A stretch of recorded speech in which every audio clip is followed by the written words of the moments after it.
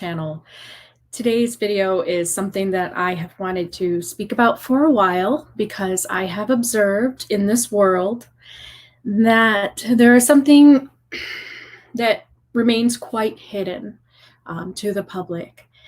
And I am doing this video because I myself have over the years received more clarity of who I am and who I came into the world to be and why I may think certain things or do certain things. And I think that others that may have those same kind of questions might appreciate some of the information that I have stumbled across.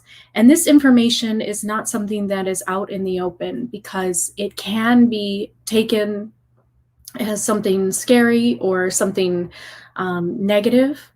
And although we're going to talk about some things that do deal with the darkness and the duality that we see in the universe and we come across, I do want to also stress something very positive. So I will have both aspects of that today, because I do believe that that is very much what the Pleiadian consciousness is about. One of the things that I have seen that has concerned me, and I was reminded of it by a good friend who ended up telling me that she thought the Pleiadians had a very Pollyanna type of view. So whenever she saw Pleiadian Starseeds talking on YouTube or those talking about Pleiadians channeling them, Pollyanna view, I can actually read the definition to you right now. I knew what it meant intuitively, but it is very meaningful in the definition, and you'll understand what I mean. The Pollyanna principle is also positivity bias. It is a tendency for people to remember pleasant things or items more accurately than unpleasant ones. Research indicates that at the subconscious level, the mind tends to focus on the optimistic, while at the conscious level, it tends to focus on the negative. This subconscious bias is similar to the Fourier effect. So that's the Pollyanna principle. And so there have been many types of YouTube videos if you go to Pleiadian starseed traits and qualities. Some people have related Pleiadians in a very love and light way. They're empathic, they're sensitive, maybe almost too sensitive in some ways. And they're forgetting this whole other aspect of the Pleiadian starseed. And this may make a lot of sense to you for those that really feel you resonate with the Pleiadians. You understand Semjase's original messages that I have left on my channel for you. I am going to give some very tough love messages to humanity today in terms of what Semjase was trying to warn humanity about. But I will leave you with some uplifting information too of how to beat the darkness. How do we liberate ourselves from these degenerate creatures? So before I begin, I want to open your mind with some crown chakra singing bowl sounds. And that is going to prepare you for some of this information, because all of this information comes from a place of love. I want to go into this contact report book here. This is the original messages of the Pleiadians, in particular one Semjase, who spent some time with Billy Meyer in 1975, giving him some very detailed information about the Earth, about the universe, and who the Pleiadians are to humans, and what this is all about. So the present stages of Pleiadian races are at a stage right in the stage 5, which is creational life. And this is volitional mastery of life in all forms of types. It is king of wisdom, the second highest power of knowledge that they can contain. Recognition of spiritual peace, universal love, and creative harmony. This is where these beings live at. This is how they have evolved. And they represent, in a lot of ways, a futuristic pathway of humanity. acknowledgement and realization of spiritual peace, universal love, and creative harmony, and life in purely spiritual forms and spiritual creations. So, what that means, keeping that in mind, that is the present stages of Pleiadian races, all that information. And she goes into the stages of human races and the difference between the Pleiadians versus the Terran Earth souls and what that all means. And there's no hierarchy in the universe. We're all spiritually equal, but the older races symbolize a multi-dimensionality of humans, and they represent a future timeline, basically, of where humans can go if they progress in the pathway of spiritual enlightenment and awareness of their consciousness and of each other in spiritual harmony and universal love. That being said, although Pleiadians are at that place of understanding the universal peace that is needed within the universe, which is needed to make life progress and grow and develop, they also came to warn humanity. And I have original messages here for you. The forms of life are diverse, human as well as animal. And I'm sorry, maybe I should tell you what day this was and the year, because that does make a difference. So this was Semjase coming to Billy Meyer in Switzerland. And this was the 28th January. And he calls them the Pleiadians with a J, but they are people from the Pleiades, other dimension, higher dimension around the Pleiades star system. So they are not in the dimension that we are in terms of if we took a rocket and we sent it over to the Pleiades, we would not find that planet. We would have to enter into a whole other dimension of space. Although I will say that now in 2020, we are now in the 5th dimension. And so we are coming into contact with that dimension of where those planets lie. If we can enter into that field of space, we can actually find where the Pleiadians live around the Pleiades. So she says this: the forms of life are diverse, human as well as animal. Many faunal or even floral life forms have also reached highly advanced levels of existence. She's saying many animals and many plant life off of Earth have reached really evolved levels of existence, where you can have a walking plant, you can have a walking animal that thinks like a human. And this is the type of life forms that exist on other planets. So there are species that have acquired much knowledge and have freed themselves from their environment.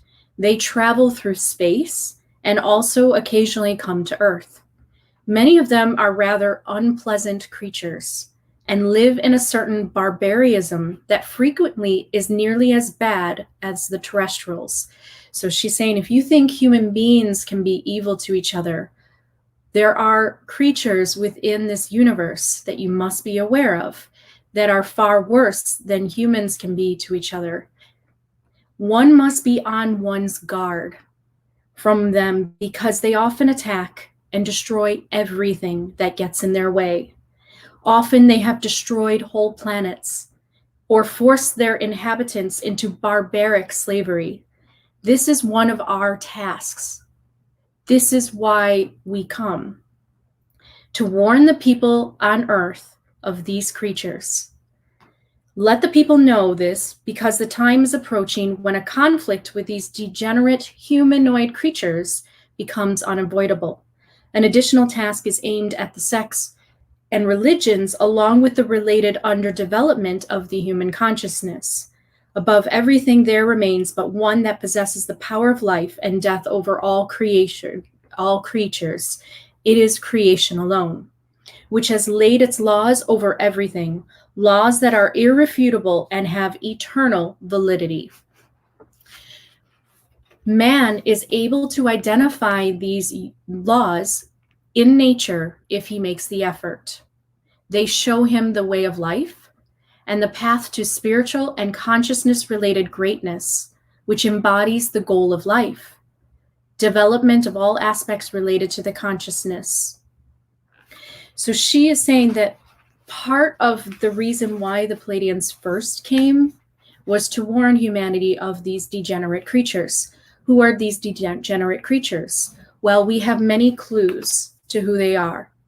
And I have gotten much more clarity over, I would say, even the month of May, where I have realized what it is that we're dealing with.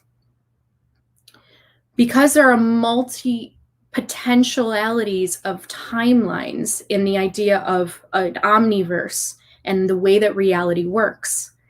In one particular timeline, there were dinosaurs that were evolving into humanoid beings. The dinosaurs were not destroyed completely in one timeline, and they exist in a form that is very much like the humanoid, but they have a dinosaur reptilian brain. So if you can think about a human that can actually think like we can and reason and basically live a life and create a civilization, but also evolve from a dinosaur reptilian mind and as a dinosaur creature, that is the type of beings that she's talking about, degenerate humanoids. In the idea that they have regressed, they didn't really evolve because they didn't really choose the path of enlightenment or consciousness-related type of efforts or priority. But they made it their priority, and she will go into this more here. They actually made it their priority to do something else, and here it is.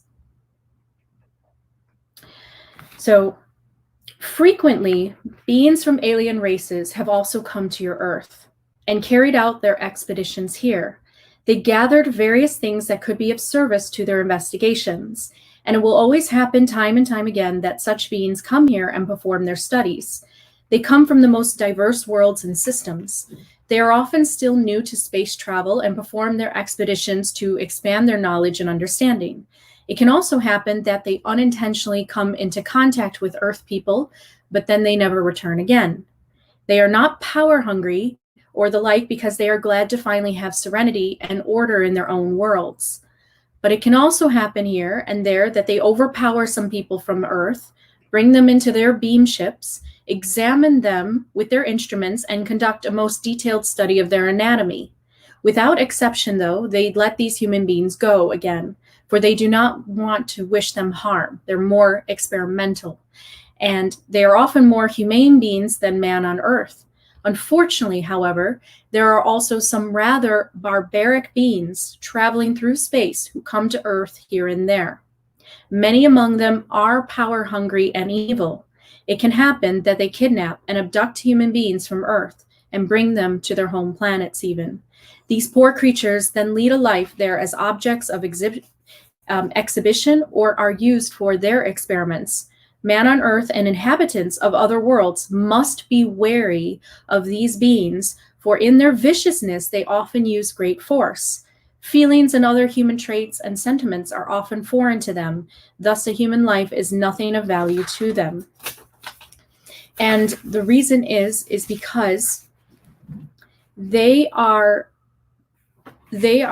power hungry in the idea that they have made it that their priority, that they seek for success in another way, that the human being is a philosopher in many ways. We have the ability to go inward and think and have expositional thoughts,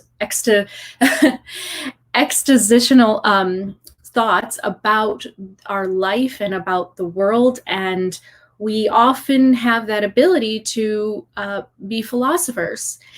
And these types of degenerate humanoids that did not evolve with that particular type of pathway, they represent one that seeks for success and domination and control in a very material way, dominating over others, taking their resources, destroying their worlds, and moving on.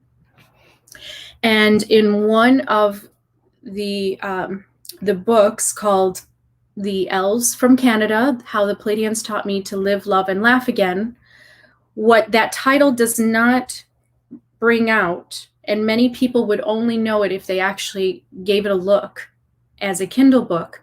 There is a war between the reptilians and the Pleiadians. And that is also in this as well. In Layla the Pleiadian, there is a clear collective understanding that the Pleiadians and the reptilians have been enemies for a very, very long time. That the reptilian lizard beings that represent a degenerate humanoid creature that did not evolve consciously with universal love and peace, they have been an enemy of the Pleiadians, and the Pleiadians have been enemies of theirs. Part of our path as Pleiadian starseeds, and this is why I've always been very strange in this way, and many of you might get some real clarity about this. If you truly are a Pleiadian starseed, you will experience a light warrior imprint within you, meaning that you are born on Earth like a deer sniffing out for the danger of those reptilian beings. And you have been aware of them ever since you can remember. That does not mean that you focus only on the negative. You actually are a being full of love and light, but you also possess a nature that is cautious and is of a warning nature towards humanity because of your past experiences with these beings that destroyed one of your planets in the Pleiades. And I will give you this message here. Many of you may resonate with this. This is from the Elves of Canada about the Pleiadians hiding in Canada, and they met this author and they gave him these messages. There are records of reptilians coming to and leaving Earth in the distant past, but in modern times, they arrived around 950 AD. Shortly after my ancestors arrived here, Gianna explained. She is a Pleiadian human hybrid, and that's who he meets. And she basically is like the guide in this hidden community. And she takes him around with his girlfriend and his father, and she gives him all this information because she is living with the other true Pleiadians, and she is a Pleiadian human hybrid. They were concentrated overseas. So the reptilians were concentrated over in Europe overseas. And for over 300 years, they added fuel to the fire of the Crusades that killed thousands of people there. Pagans against Christians, it did not matter. It was not a truly religious spiritual war. The Crusades were about land. They were about power and resources and control. Deep within religion, I will tell you now, many of you feel this too, deep embedded in the religious organizations and structures are the reptilian lizard beings. They have hidden there in plain sight. And I don't mean to say that they're connected to the Freemasons who use that, but that actual phrase, hidden in plain sight, is for us because it's part of our evolution of realizing what is controlling this world and how do we break free. And it's hidden in plain sight because it's not supposed to be hidden forever. It's only supposed to be hidden for those that don't actually look truly and see what's really there. When you truly awaken, when you truly see past kind of the illusions in the world and the lies, you start to see these beings. You actually start to see them. And the way that you see them is maybe more energetically. You feel them. You feel them and you sense them hidden deep within certain organizations and certain corporations that control this world. And that is the shadow government. That is the lobbying that goes on.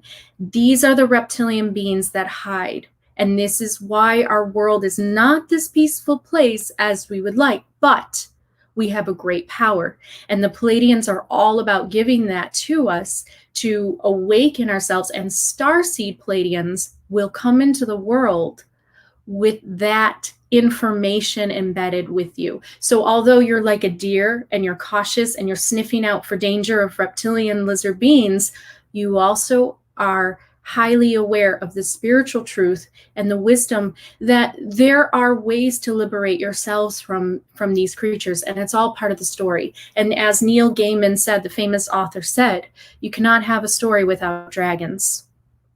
Dragons give that antagonistic character in a collective story. What do we see? Reptilian lizards. Now, not all of reptilians did not evolve. It is about their individual choices. And I have met and have had some personal energetic exchange with some reptilian starseeds or reptilian souls that have evolved, that their incarnations have taken them into a path of consciousness evolution, and they are not interested in dominating or controlling humans in any kind of way. So they're actually making friends with Pleiadians, and it is part of that story that's being tied up nicely in the way of getting a happy ending between the two races that have been fighting for ages. And part of the Pleiadian, I think that the Pleiadian lesson is to let go of some of that anger from the past and to heal from all of those times of having to war with them. So you might come into the world with a lot of fiery anger within you, and you don't really know where it comes from. And this is the light warrior. You're peaceful. You would never hurt anybody. There's no ill intention for you to dominate or control anyone or to harm anyone. But yet you have this anger. You have this fiery passion within you to speak out against things that you feel that is unfair in the world. You are somebody that sees some of these types of corruptions and these types of shadow governments that are controlling things. And so you have this dynamic within you. And some people do not see that and they don't understand it. And it's very strange, but it is the Pleiadian consciousness. It is a trans-dimensional personality because the Pleiadians are trans-dimensional beings. So when you come to Earth, you have a multi-dimensionality to your personality. You are both love and light, and you are also a light warrior. And you are not afraid to fight for what you believe and what you feel is right in this world, and for the innocent and to protect life. Because you come into the world loving humanity, wanting to assist in some way and merging your own humanity with them, but at the same time, you're also healing from the past of many wars.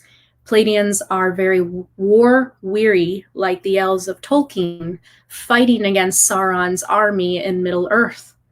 And so that connection between the Pleiadian warrior, the elven warrior fighting against the darkness is a complete connection and correlation that I have personally felt, and maybe some of you have as well, which I will go to comments in a bit. But I just wanted to read this rest here to you because I went on about the Crusades.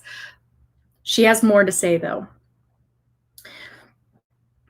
So after the Crusades that killed thousands of people, that the reptilians fueled, shortly after our beam ship had left Tika, the reptilians began trying to find out where our ship went.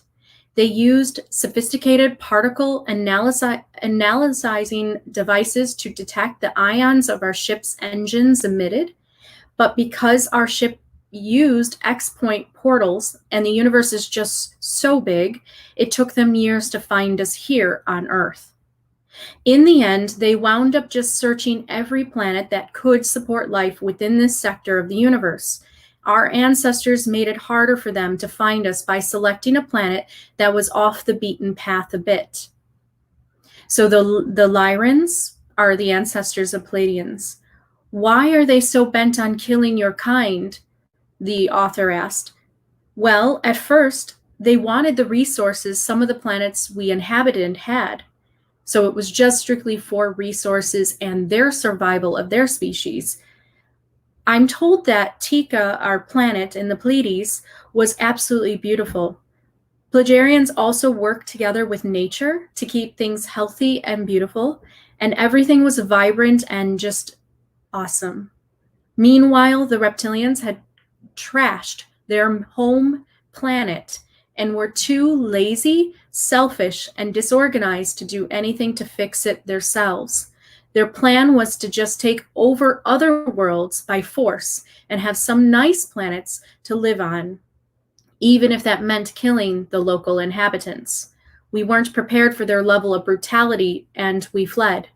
But to answer your question, the reptilians dislike Pleiadians because we represent things they aren't, such as kind, honest, joyful, and loving. Whenever they see a Pleiadian or hear about them, it reminds them of their failures and shortcomings. Really, they dislike all other races, even their own. Infighting reduced their numbers on Earth to the point where we thought we might be done with them here. They don't usually live as long as humans do because they didn't evolve to live here, and the Earth's climate isn't as warm as they'd like it to be. They're lizards. They need the warmth. So just when we thought they were all going to die off due to natural causes, another group of them arrives on Earth. These reptilians weren't looking for us. They just wanted to move to a planet where they could be the bosses. On their home worlds, there are so many of them vying for power that the planets are full of murder and lies and stress. They agreed to claim new worlds for their kingpin so they could escape their home world and have a better chance to be the boss on some new planet. They basically try to kill or destroy anything that gets in their way. And like I said, that's from The Elves of Canada, How the Pleiadians Taught Me to Live, Love, and Laugh Again by Joel Blanchard. It is an Amazon Kindle book for $5. I highly recommend it if you want to learn more, because the battle between the Pleiadians and the reptilians is laid out in detail, and there is this epic battle between them.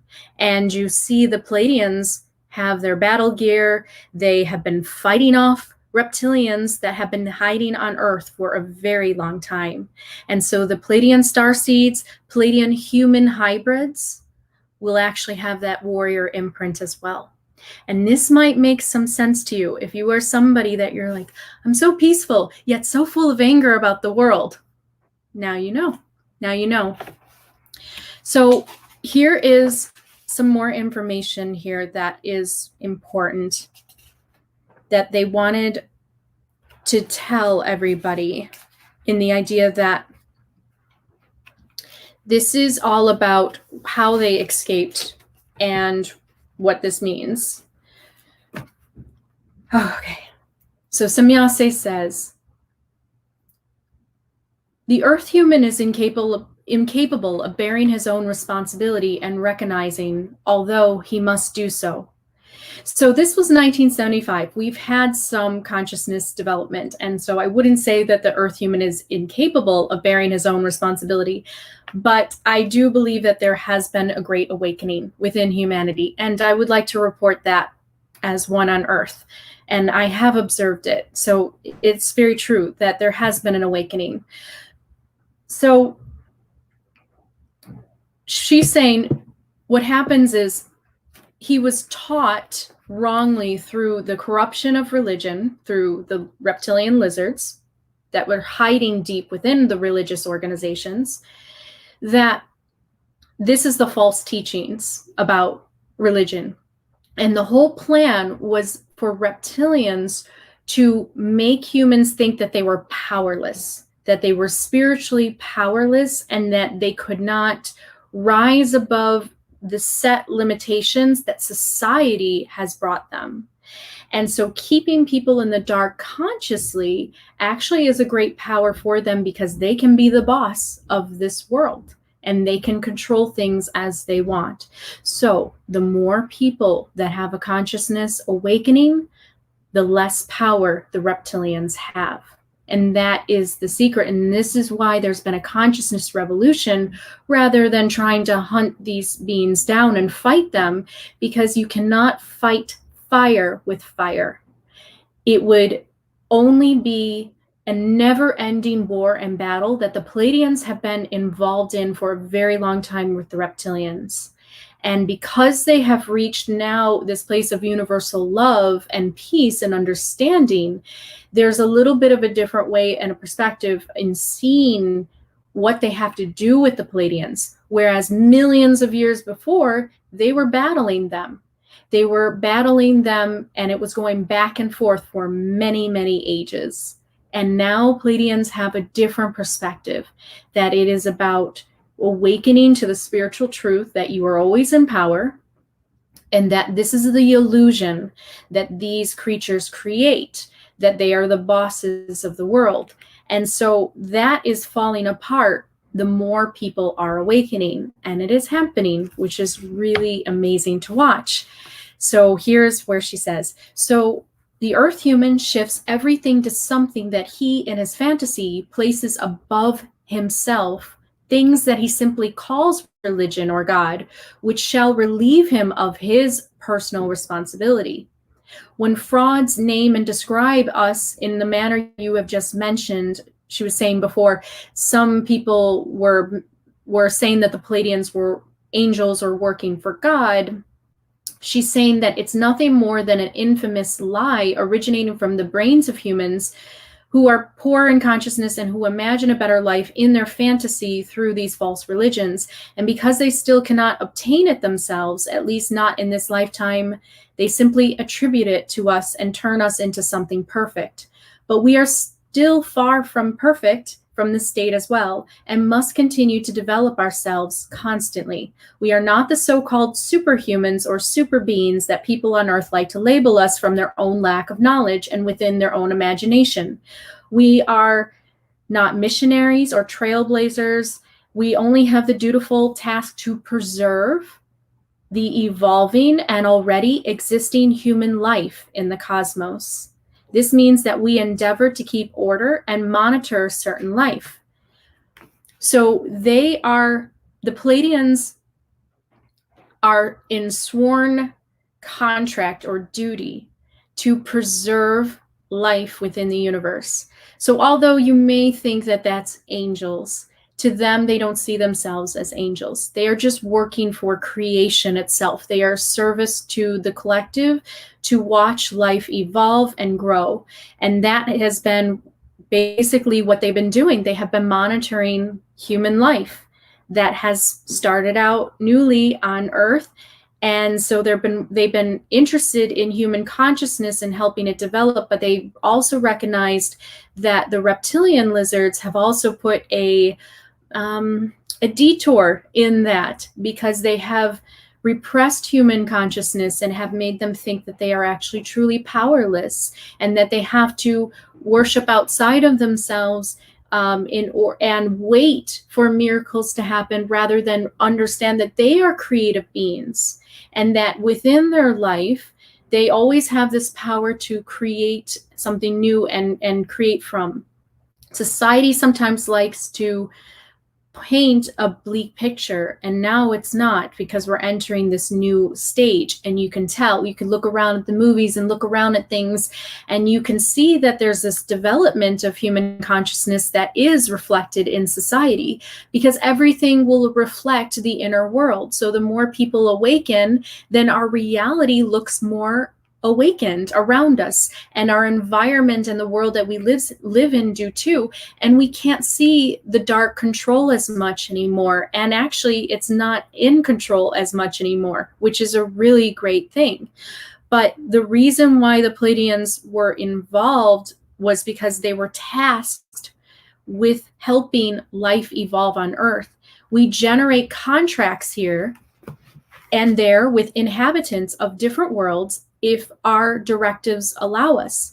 Single out some of them and provide them with explanations, but only if a race is developing towards a higher level and slowly starts thinking themselves. Then we slowly familiarize them with the thought that they are not the only thinking beings in the universe.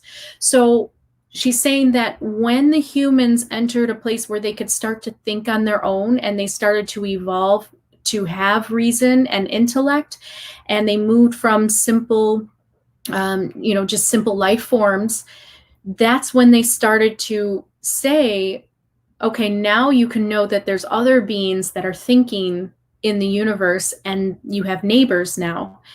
Now and then, we also assist telepathically to instill certain cognitions toward the discovery of technical inventions that are needed at the present time. And then Billy says, well, why do people not appear and show yourselves to the broad public? And why don't you just get in touch with the various governments? Here's what Semjase said. Without exception, all governments on Earth consist of human beings who are greedy for power and gain. Under a smokescreen of peace and friendship, they would only want to seize our beam ships in order to completely tyrannize Earth with them. Additionally, they would attempt to conquer the cosmos because they know no bounds. They are not even capable for once to create peace and friendship among the countries of Earth, let alone among the people within their own country. How then would they be capable of handling such powerful devices as our beam ships and the many technical fittings on board? There is no interest in showing ourselves publicly to the broad masses. Their consciousness is still short, small, and limited through religious enslavement.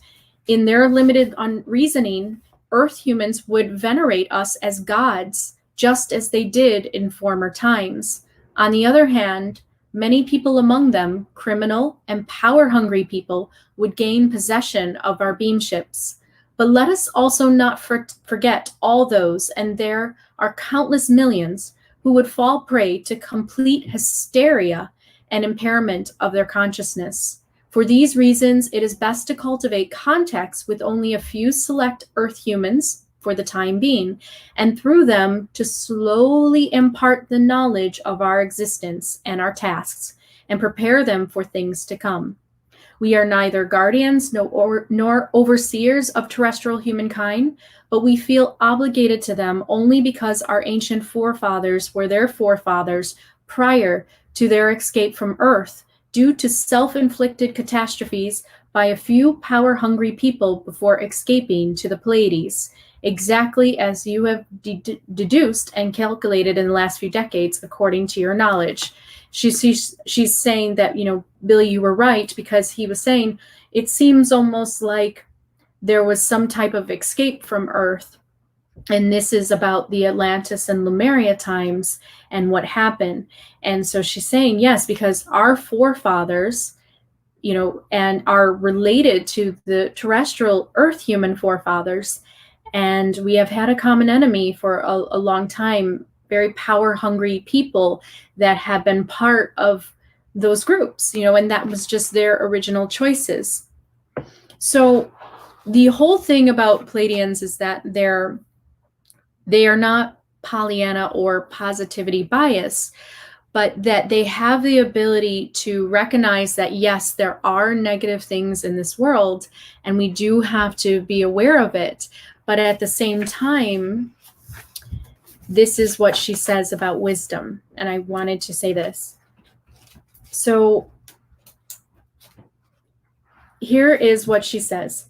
So he asks her, okay, can I know, how do you visit us from these higher dimensions? And she says, well, I am not allowed to do that, unfortunately, but I can assure you that your scientists are already working on the basis of such devices. And the day is not far when they will manufacture them. However, it lies in the framework of evolution that the Earth human must first develop more in consciousness and spiritually before he will solve these secrets and not use them simply to hurt others. But even then, the great danger exists that the barbaric Earth people will use their technical knowledge and capabilities and their technical inventions viciously and greedily to satisfy their lust for power. I do want to say that I did hear that Trump said that he wanted, I could not believe this, but in one of his speeches, he talked about how he wanted America to dominate space, in the idea of to claim land on other planets. And that's something that America has done around the world. And it's something that these aliens are very aware of, is that there are certain governments in this Earth that are so in the dark consciously and spiritually that they just want to dominate and claim land for themselves. And she's saying that that there is a great danger even for the Earth human to act like this. And in many ways, those who want to dominate and claim land on other planets, they actually represent and reflect the reptilian lizard being that also wants to dominate and control. So are you starting to see how everything is connected and reflects each other? And the power-hungry humans on Earth are actually very much related and connected to the reptilian lizard power-hungry beings from another planet. And that domination and control of the cosmos is something that happens the more people develop technically, and the more that they explore the cosmos and space. Then there is the problem of you're no longer trying to dominate Earth or claim land and resources on Earth. You're now trying to claim and dominate other planets in other systems when you get to the point where you can travel to those systems. And the Pleiadians are very aware, because they have been monitoring human life, that humans are developing technical types of devices and inventions that can get them to that place. And she says this, but even the great danger exists that the barbaric Earth people will use their technical knowledge and capabilities and their technical inventions viciously and greedily to satisfy their lust for power. This has happened before and will happen again, not only with terrestrial humankind, but other human beings on other worlds as well. But when the time comes, that man attends the required technology to fly not only to Earth's moon, but to other planets. He may not do so carelessly and with hopes of remaining victorious at all times. Many dangers lurk in outer space of varying degrees, and other cosmic inhabitants are not leaving themselves helplessly vulnerable to an attack by another race either. Fatal defeats and total enslavement could be the result for Earth humankind, which would be equivalent to reverting back into primeval times. It is also quite possible that the planet Earth could be completely destroyed, because the technological prerequisites for this have been created up to the last relative perfection by the numerous human and non-human races in outer space. If the Earth human wants to carry his barbaric lust and greed for power into space, he must be prepared for his own total annihilation and the fact that no other beings from other planets will rush to his aid.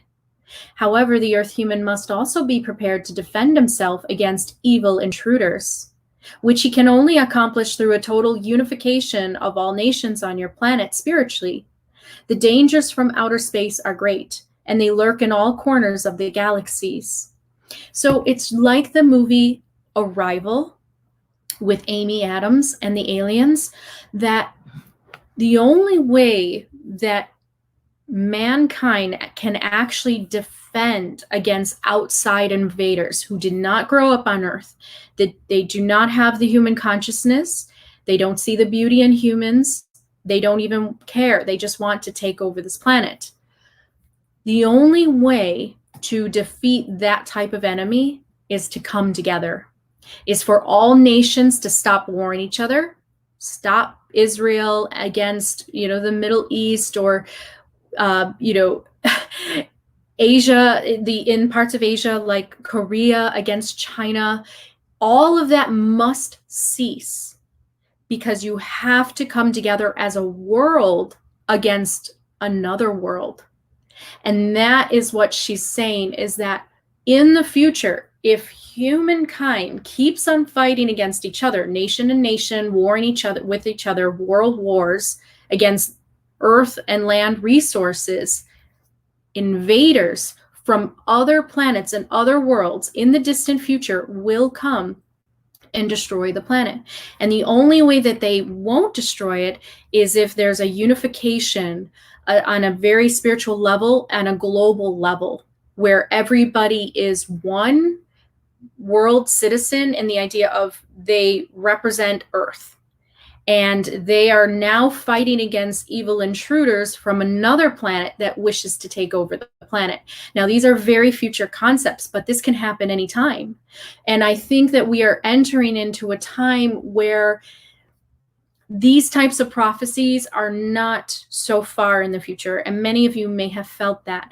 And so our awakening, our spiritual awakening, our consciousness revolution, whatever is going on the planet, which is beautiful to see, I love watching it happen, is incredibly important for the survival of the human species. Because when everybody awakens and comes together, they will be able to unite against a common enemy that has been a common enemy against mankind for a very long time. And that is what this is about. That is the story of Middle-earth. Elves and humans and hobbits coming together to fight against the darkness. So there are mirrors and reflections of our reality, and you just have to look deeply enough into it and spend time, and you will see it. Look inward, and you will see it. So she's saying that this has happened before, and they foresee that this can happen to Earth. So this is part of how they have been warning humanity for a long time. So what has happened is there has been a cover-up of this information, and the new Pleiadian information that you see out there, if it is just about love and light, and it is not the other aspect of warning humanity and trying to help humanity in that way, it's not getting the whole picture of the Pleiadian being. And this is why the Pleiadians have received this type of reputation of being love and lighters, weak and puny, or naive, or Pollyanna. That is very much from the reptilian lizards that have put a type of veil of illusion over the world about their enemies, the Pleiadians. So many of you starseeds may experience this dichotomy in you, and this is something that I wanted you to have more clarity about. So the more that you help others awaken consciously, the less power these beings have, and that's kind of what our mission here is. And so she continues here with more information I will give you. So this is how she's saying this is the only way that you can defeat them is by a unification of all your nations on the planet, meaning no more war against one nation to another nation, because you're coming together against an actual extraterrestrial invader.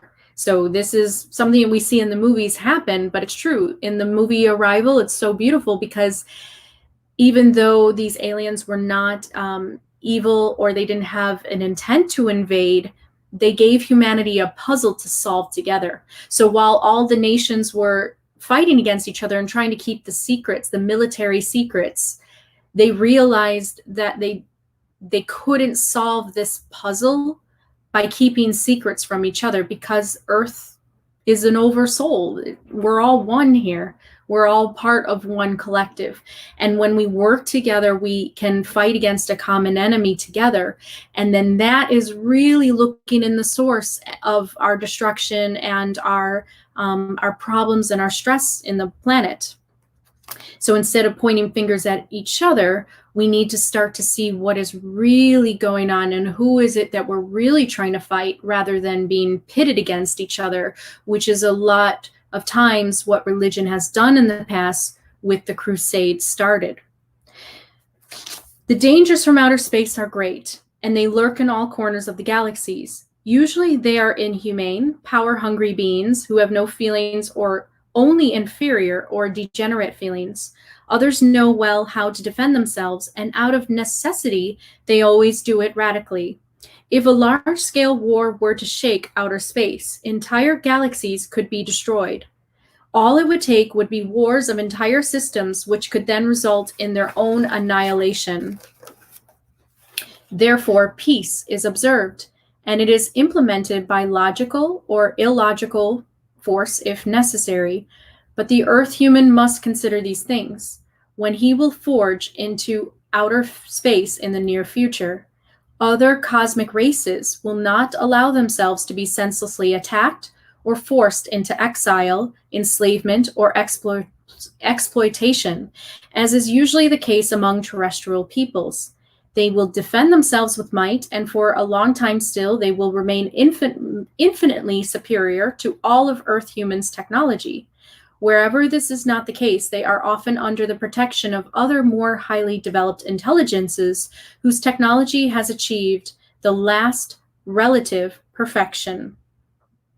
It is the only way to preserve peace and avoid death and destruction throughout entire galaxies of the universe. The Earth human must be informed of all this because his consciousness-related reasoning is still very underdeveloped. This is in 1975, by the way. Man on Earth must get accustomed to the thought that his predecessors have forced all of mankind and Earth itself to the brink of ruin and had to practically evacuate the planet in a wild escape. It should also serve as a warning to him that thirst for power and barbarism are attributes that bring death. A second race also had to experience this truth in your solar system. In their unlimited hatred and unquenchable thirst for power, they destroyed themselves, right down to the last man, and scarcely a creature survived the conflict.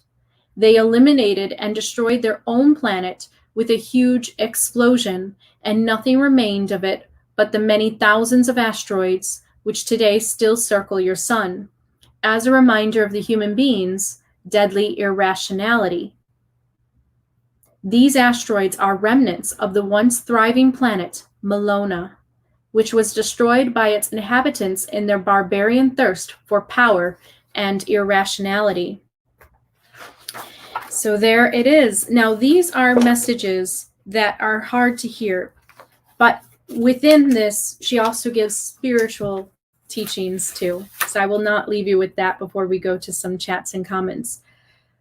Here is where she's talking about wisdom and what wisdom really means. So how can you have that knowledge, that darker knowledge of things that can exist and have happened in other universes and other timelines, but then also very much be a being of light and spiritual truth, which is where the Pleiadians reside? Here's how. Wisdom is an elemental, tremendous power. Wisdom is light. And wherever a light shines, darkness and ignorance vanish. But ignorance is the actual darkness, and it is overcome by the light of wisdom.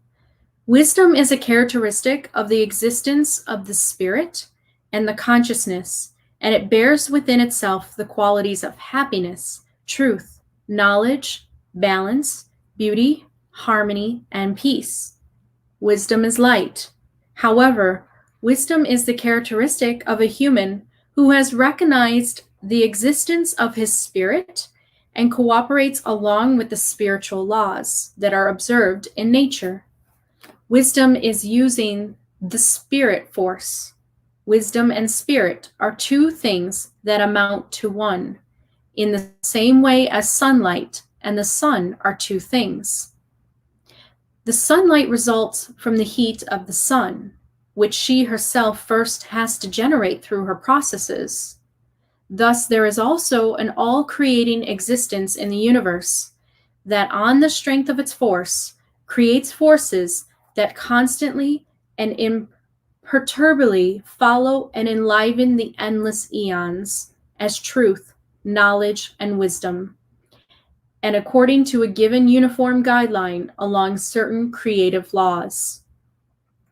This forceful existence, however, is creation, and therefore there is only one existence that rules throughout the universe, only one creation, only one truth, one knowledge, and one wisdom, and that is synchronous and unchanging for all times.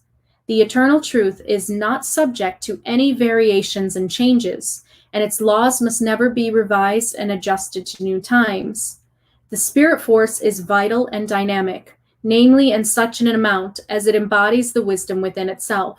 It is a sign of human weakness when false teachings are presented as instruments of what is creative, and when wisdom becomes unreal through this.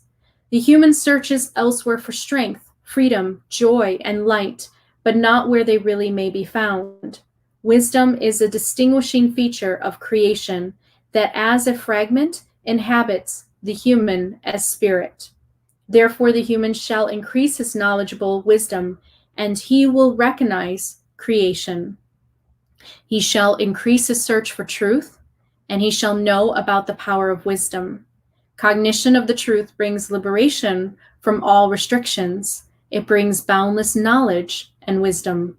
Wisdom as a powerful means to recognize the laws of creation. A human who is filled with love is also rich in wisdom, and a human who is rich in wisdom is also full of love. What that means is that you must contain knowledge of both the dark and the light.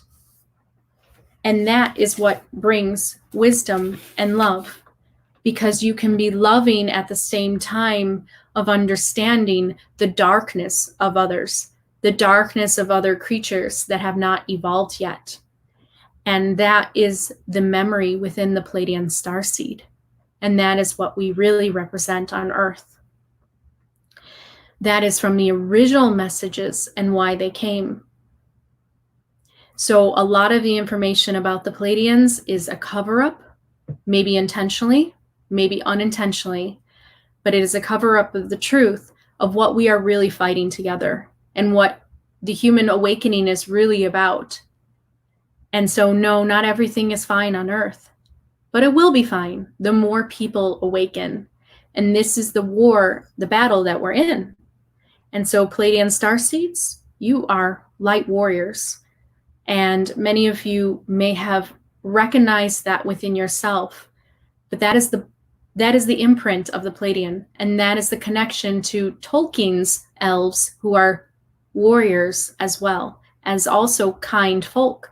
Pleiadians very much can be kind folk, as you have seen, but they also are great warriors that are here to protect life, and they will feel that inside of them.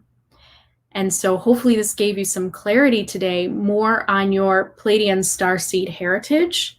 I wanted to bring this out. I know this is sort of dangerous information to do so, but we are in a time where knowledge is power, and the more truth that comes to surface, the more wisdom people get and acquire, and the more power they have to defeat this type of darkness.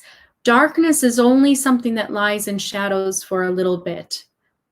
But when you shine a light on it, you see that it's not so scary and you can deal with it. But there is a darkness within humanity that she wanted to definitely talk about. And we see that within our greedy types of politics that we have. We have seen that during the Cold War. We've seen that during America and Russia fighting for who would get to the moon first. Can you imagine the technology that's being right now created? Who's going to get to Mars first? Who's going to dominate and control Mars? Who's going to get to Saturn and dominate and control Saturn? These are the types of future problems and issues that we must discuss as a planet. And these are the real reasons why these aliens have come to us, is to act as a mirror for letting humans know what their behaviors are doing. And those who resonate with those messages are starseeds, because you're part of that reminder to humanity. You're part of that memory of what happened when they didn't learn from their lesson and some terrible things happened in the past. And that's what you contain. So I really, truly hope that this video gets to the people that need it the most, and that this blindness about the Pleiadians is something that goes away with all this information. And like I said, you could always check out the Elves of Canada to get more information between the battle between reptilians and Pleiadians. And you can also check out Layla the Pleiadian, this is an excellent book because what this is, and I did a review on it, this is about the coming together of Pleiadians and reptilians in a very meaningful way. A little Pleiadian, Layla, she actually goes to visit the reptilians who are fighting against each other, and she has some wisdom to share and to help them with. So it's a children's book, but there's a real deep spiritual message within it, hiding in plain sight, I guess you can say.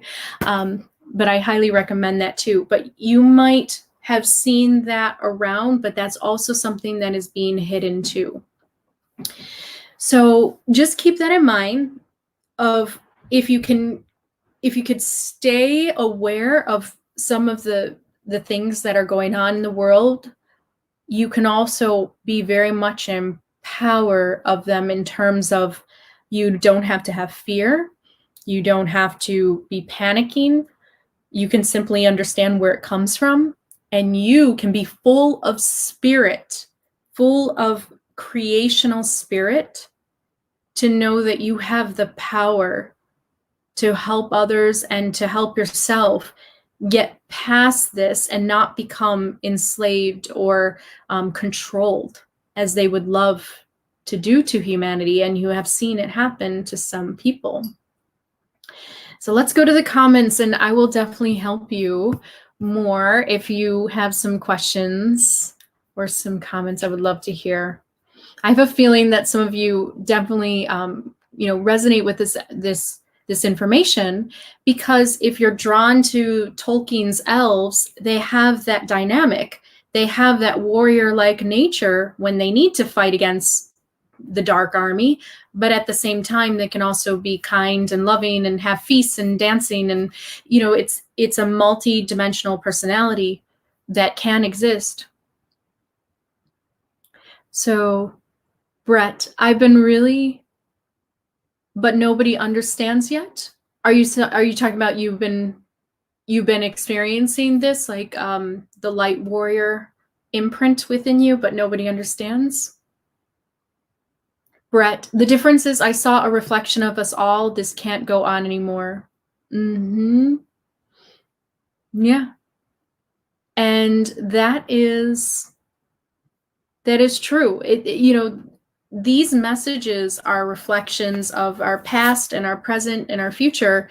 And I think that they're very important because it's still happening. What we're seeing is still happening. I just heard, and I'm not going against Trump in any way, but what he said about America dominating space is something that only just repeats exactly what she was talking about, is this constant need to dominate and control is now expanding into the universe. The more that people start to explore space, and this is something that maybe we can remind each other of, is that we don't have to dominate and control land, and that the cooperation and the spirit of harmony is far more beneficial, because then you're not warring with other creatures or other beings from other planets. You're actually cooperating with them, and you're learning from them, and you're gaining access to technology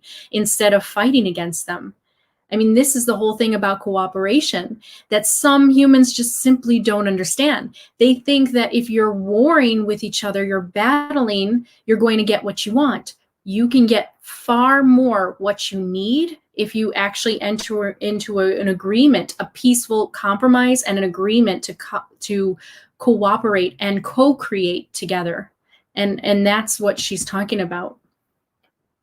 Karen, I was born this way. Absolutely. Good. I'm glad that you got some clarity today. And yeah, it's something that was like stirring in me, especially when I was watching a lot of Pleiadian videos. They don't talk about this aspect. And I'm like, I kept hearing like, oh, Pleiadians like to talk a lot. Oh, they're really giggly and they have fun. And I did a video on fairies from around the Pleiades, around the star Electra, but that does not mean that they are not looking at the negative or they're unaware of the negative, that it is about being aware of both. And that's really where wisdom comes.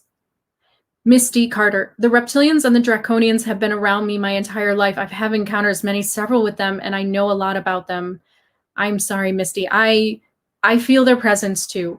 When you're a Pleiadian starseed, they are going to be connected to you karmically. You know, there's a karmic past that we are all working out. And I have met some reptilians that have been a lot more positively aligned. I have luckily not have full personal encounters with the truly dominating ones. Of course, that would be really bad. And they are hiding from humanity. They're underground. They're hiding in communities, as that book, The Elves from Canada, said, because there was actually like a full-out war in a forest between the Pleiadians and the reptilians. So when that happens underneath the noses of the public, you know, you as a starseed, you might be aware of those energies happening in this world, and you feel that dynamic of that battling. And then there's also a karmic release that you have to let go of, because, as she said, her races are in spiritual life. And before that, guess what? The next stage of a Pleiadian is the light body. If you are a Pleiadian starseed, if you are experiencing Pleiadian consciousness now, you are trying to evolve into the light body. You're like the elves of Tolkien. You're trying to go back to Valinor. You're trying to fade and go onto your ship to the west. So part of that karmic release is by making peace with what has happened with you, letting go of some of the war nature, but also understanding when it is right to battle.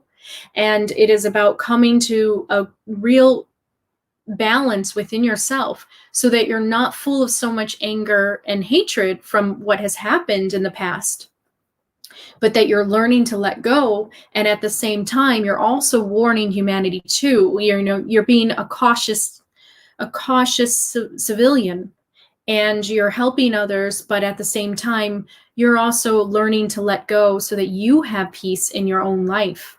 And that's what I have experienced, is how do I get peace with so much of that that memory and those fiery emotions inside of me. And once you let go of that and you learn to accept what has happened, as it's all part of this pathway for you to evolve into the light being that you're supposed to become next, then that's really, I think, the message for Pleiadian starseeds. And it is also a message for humans. So if anybody comes to this video and they're like, what is a Pleiadian starseed? I'm not a Pleiadian starseed. That's fine. That's fine. But one day you're going to enter into the same pathway where you too will evolve into a light being. This is our next incarnation. We are moving into the light being body. So part of that is about getting rid of all karmic ties to the past and releasing, because you can only truly become a light being when you vibrate so highly and you have let go of your past hurts and your pains, and you have truly healed. And that is the next stage for Pleiadians. And that's where we're heading. And humanity is a couple stages behind possibly, but it depends where they are in their own incarnations. Like she said, there are Pleiadian human hybrids, there are Pleiadian starseeds, there are and Pleiadian starseeds in general are souls that have incarnated from the Pleiades to Earth before they were born to assist in this story that is evolving, this theme. So I know what you mean, Misty. It's hard, it's very difficult, but if you can find some peace in life and beauty in life, it really helps you. Karen Wells Miller, I've had dreams of astral experiences of killing, beheading these things since I was 6 years old. So the beheading does happen in the Elves from Canada. I'm not sure if the Pleiadians beheaded. No, I think they did. Well, the reptilians beheaded some other Pleiadians, but then I think the Pleiadians also beheaded them, because they had to. That was the only way to kill them, because they have such large dinosaur-like scaly bodies. They're humanoids, but they're lizards. They're walking upright lizards. So they had to behead them. So that is interesting that you had that dream. You should definitely read that that Kindle book. I think you will really enjoy it. Karen again, man, she's nailing it. Oh, good. It was time. It was just time. It was time. It wasn't time for me to talk about this, but it's time. And I'm not sure if it's because it's the month of May and we had the whole Pleiadian portal opening, and I had so much energy and downloads during this month because of the Taurus constellation and where those stars are, represented. But it truly is, it's been a remarkable month of downloads. And I will say this, that it's time, that something is occurring in the world, both positive and also something that we also need to be careful of, because it can go a different direction if we are not conscious and aware of it. And I think that that's really what the message is. Brett, Indigenous people are sent back, the corrupt are gone.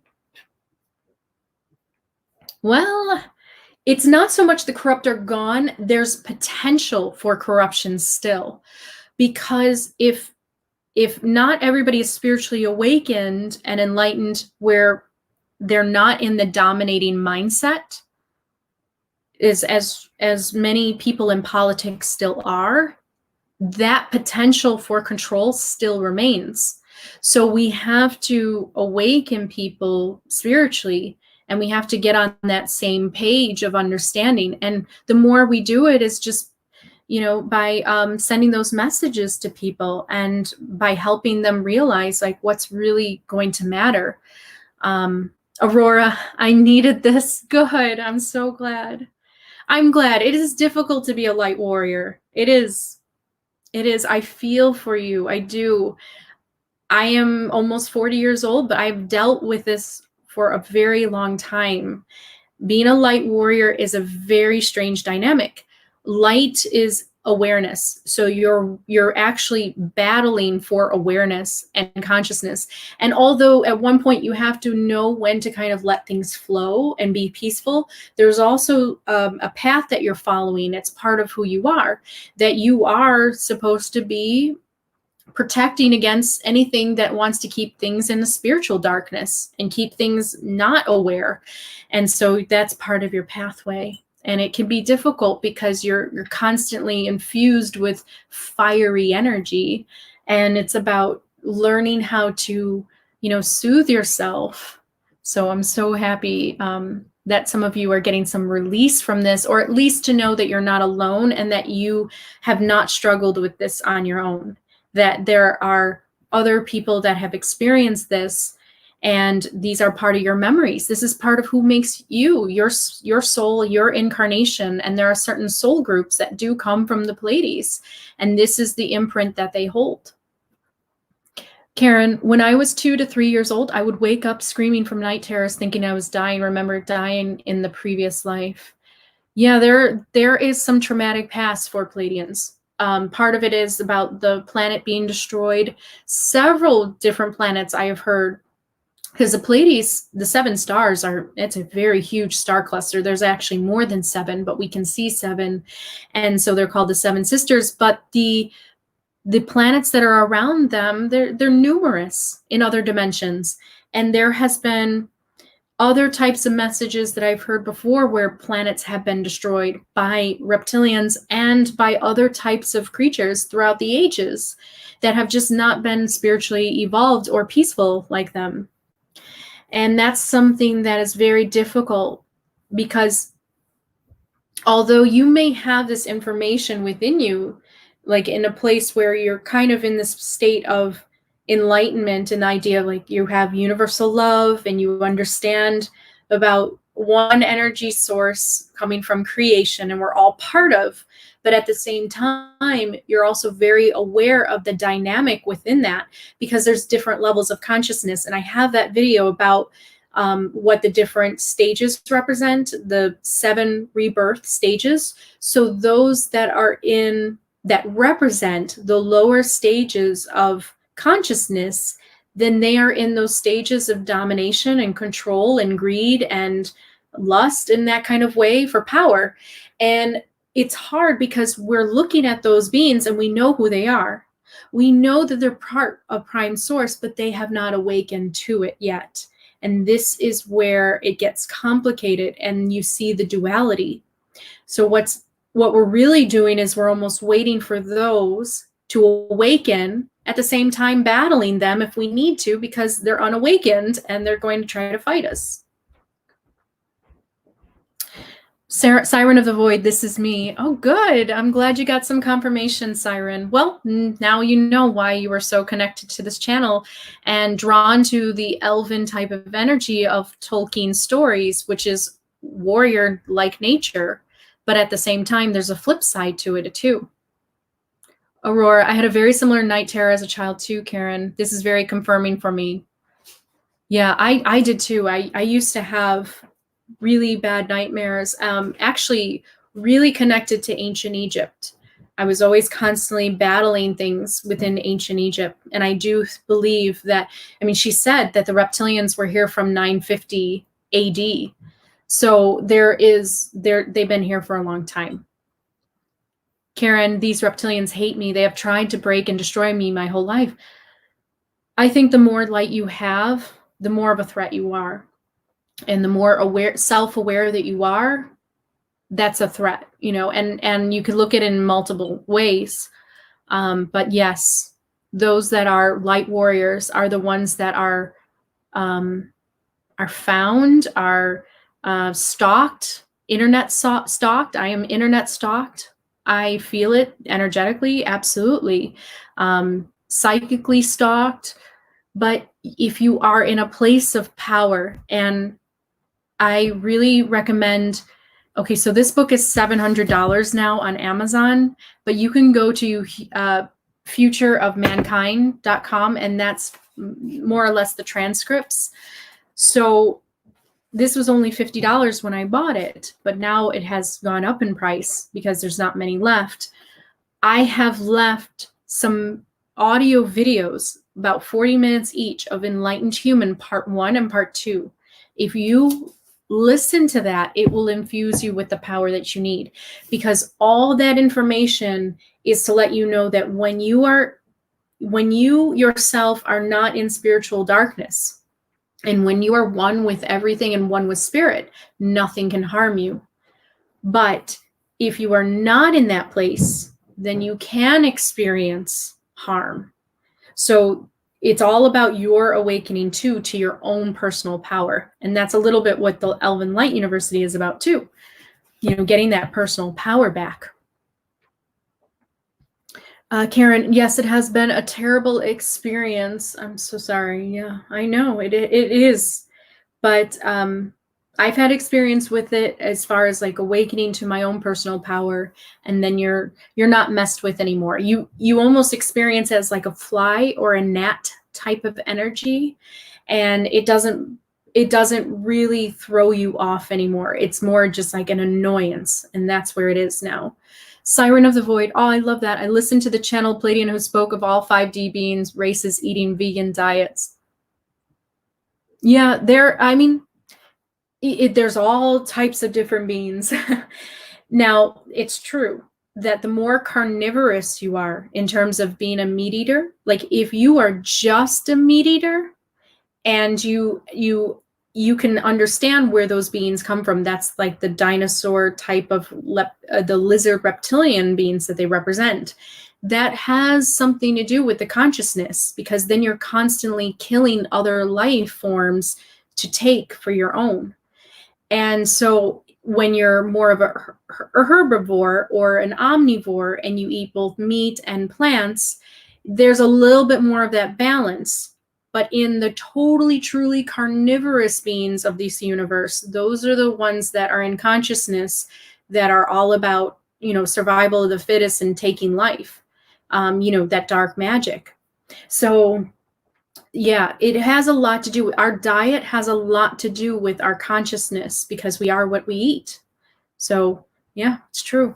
I am Monica57. Are the Anunnaki real? A person is messaging saying that he is Anu, and the Anunnaki are here and will make their presence known soon as they hear for 144,000 people possible, or he's nuts. I would ignore that. I would ignore that, because that's coming from ego. Anybody who announces themselves as one of the Anunnaki overlords that were written in the tablet of Sumerian texts, I would definitely ignore. I would ignore. That is somebody that's looking for domination of you energetically and spiritually, and you don't need that in your life, Monica. You really don't. I don't pay any attention to those that say, I am this and part of this group. No, I think it's important to understand our history, but why would you want to display that in the way that he's doing with you? I would definitely say I would ignore it, but that's just me. Karen Wells Miller, I was some kind of leader, commander before this incarnation. I've had this quality since childhood. Yeah, I don't know what I am, what I was before. It's vague. It's very vague, but I have some ideas, but I don't really want to talk about it too much. But yeah, many of us are that's our backstory, to our soul story and this collective. So hold on to those tight. It will help you, and just keep on focusing on them, and you'll get more and more memories coming to surface. Siren of the Void, is this not old messages from Semjase? Yeah, these are the ones. Yes, this is the Semjase ones, the original ones, which are very, very close to my heart, because I feel that they reflect me as a person, of the way I see the world. Like, I am completely, I'm definitely in that place of universal love, but at the same time, I also see what's going on in the world too. So I really resonated with her original messages. And it's also, okay, so I have a lot of love for humanity. I do. But I think that it's also really important, and I call it tough love, because it's important for humans to sometimes hear things like that they might not want to hear. But the idea that, there are some people in this world that are in such a place that's spiritually dark, that they pose a threat to other beings and other planets. And so there's this concern from extraterrestrials about humans. I mean, that's a hard message to take. And I'm not saying that it's all humans. She doesn't say that at all. But she's saying that those that are in spiritual darkness, those that are constantly looking for power outside of themselves, and they're not peaceful, those are the ones that pose a threat, to our own planet. Because if they're warring with each other and causing nuclear war, that's how one way you destroy the planet. Or you're having a war, an intergalactic war, and you're fighting against other beings from other planets. So either way, humans are going to have to get rid of this personal need to dominate, and it comes from a lack of spiritual understanding. It really does. And unfortunately, most of those people are in these positions of government, and they are the ones that have power over the military complex. We need to have more wise and spiritually conscious humans and souls, just in general, in these positions of power. But I do have some good feelings about, the idea of nuclear wars. I think that they have been really pushed aside for a while now, and part of it is this virus. This virus has made the world think about other things beside warring with each other. However, it's not always a positive either, because there's also an ability to control society with having this virus and everybody staying at home. And in many ways, this is also to collapse the market and collapse the economy and have us enter into a Great Depression era again.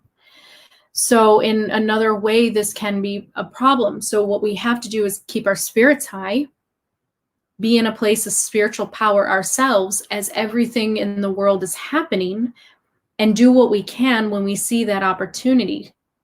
And that's basically the position that I'm taking. I'm just sitting back and I'm letting things happen right now. But at this point in time, I don't know. I guess I felt like it was time to talk about this really openly and help others Maybe I'm activating other starseeds. I don't know.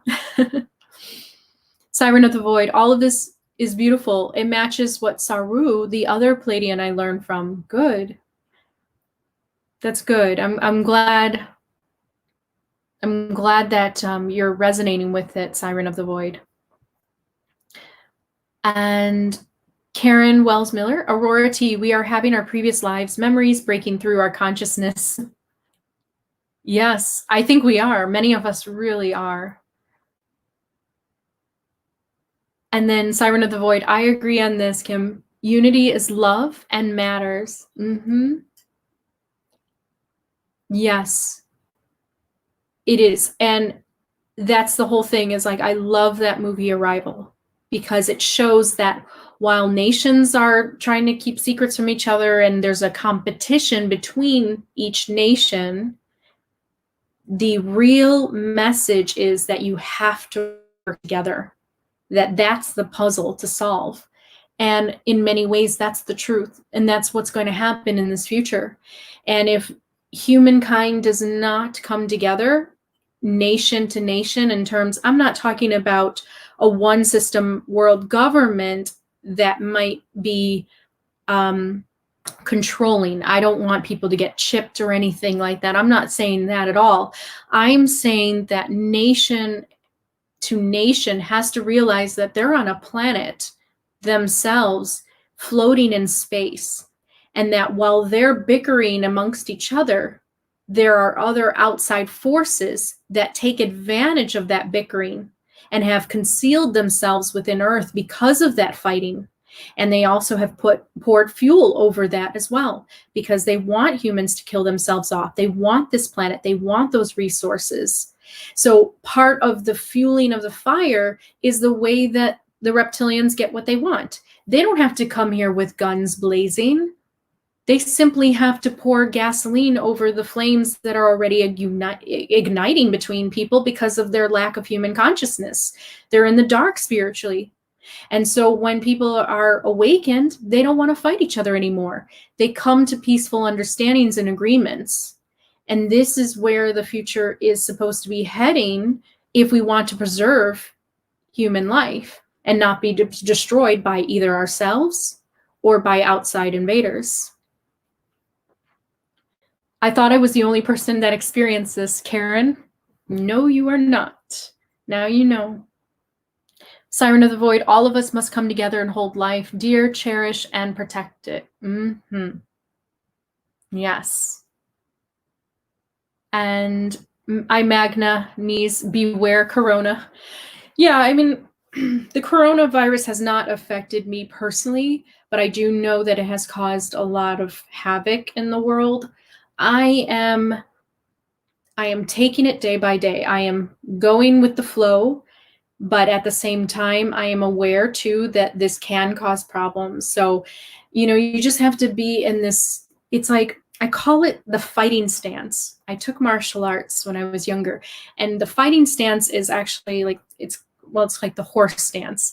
And what you do is you stand there grounded, and you don't fight anybody, but you're grounded. So you're ready. So if anybody does come at you, you're ready. You're ready to fight if you need. But you yourself are in a peaceful state.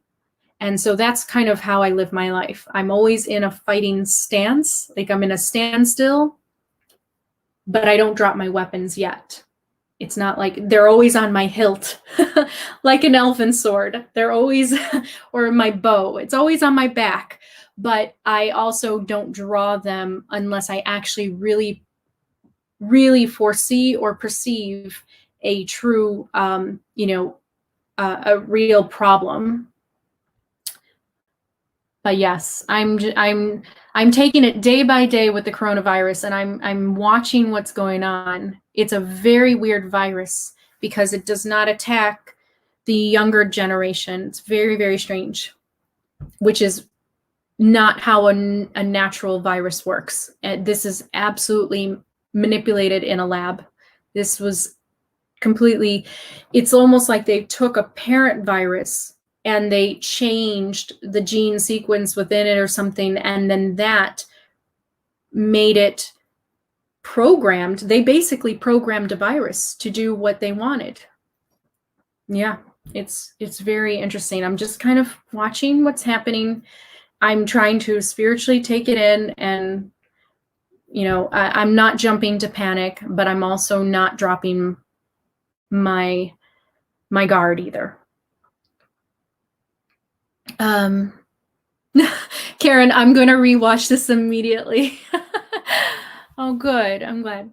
Well, yes, we are one in spirit, and I'm really happy to connect with you too, because I also have felt alone in the world too, as a light warrior in some ways. I've met some people, and I'm like, wow, I can tell that you're going to battle, but it's nice. It's nice to come out into the open. And I don't know what this is going to do, but I feel like it's somehow moving on a certain particular pathway that maybe was the right time for me to talk about. And, I'm happy to do it, because maybe this is about getting us ready for something, preparing us for something. Siren of the Void, this has me wondering about how we approach and relate to conflict and violence as Pleiadians may do. Yeah, Pleiadians, it's like how you would think.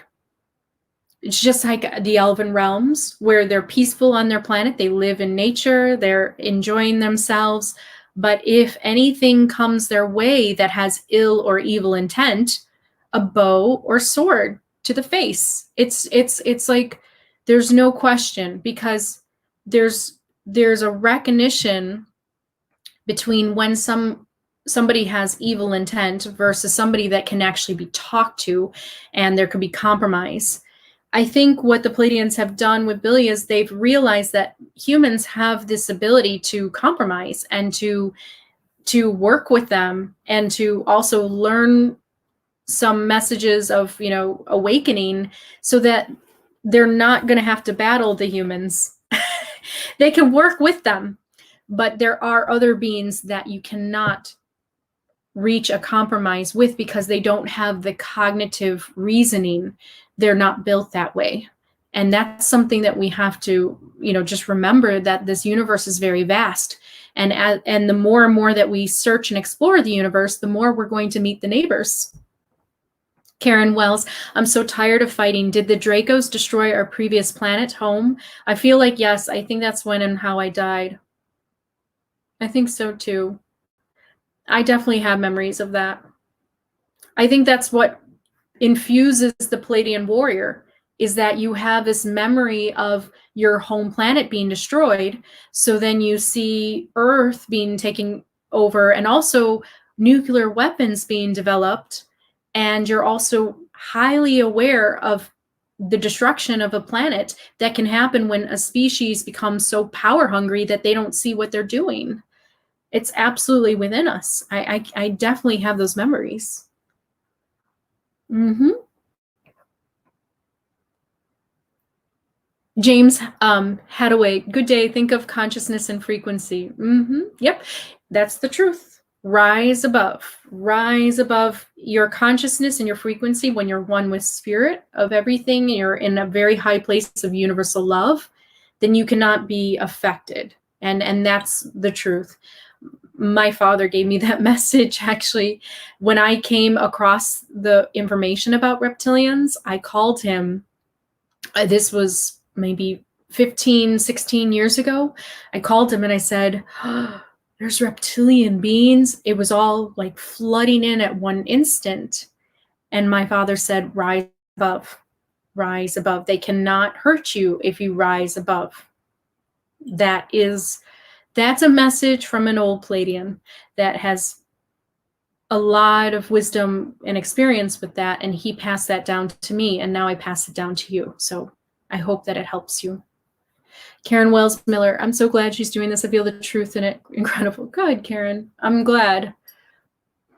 Somebody had to, right? Might as well be me. I was born with like this inability. I have no fear for coming out into the open, as you have all seen. Articles about me, and also being on BBC Good Morning. I have no fear. That's just how I was born. So I guess it had to be me. the sun as female. I love this. Yeah, isn't it interesting that she called the sun female?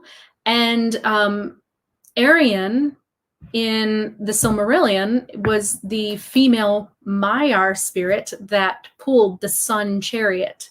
So to Tolkien, the sun is female and the moon is actually a male energy. And yeah, Semjase said her race.